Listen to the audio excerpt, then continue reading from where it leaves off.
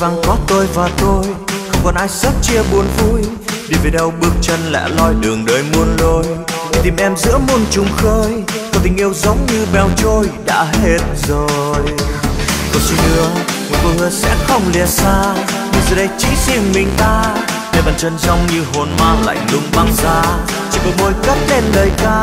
Mong một đêm xót xa dần qua, anh dương về.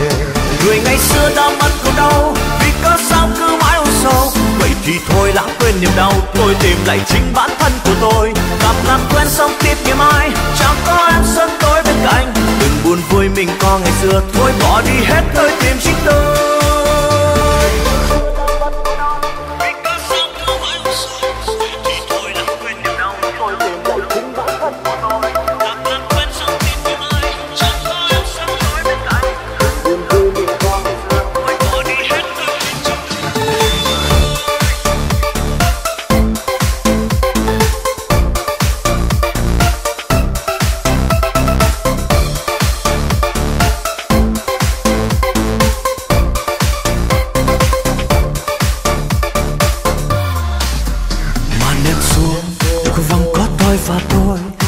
Sớt chia buồn vui, đi về đâu bước chân lẻ loi, đường đời muôn lối.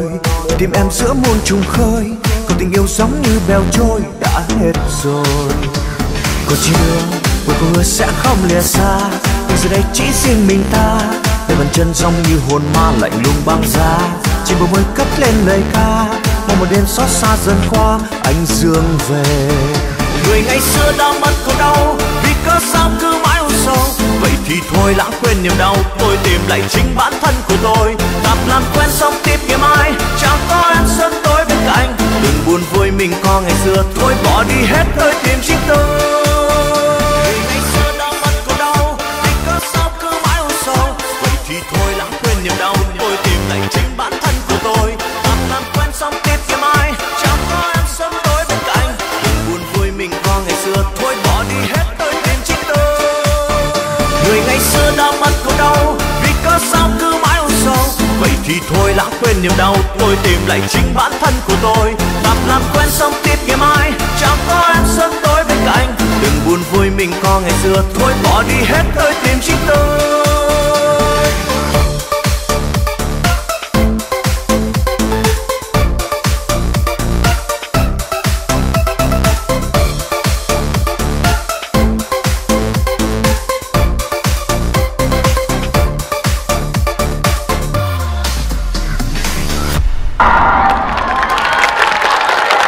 Dạ dạ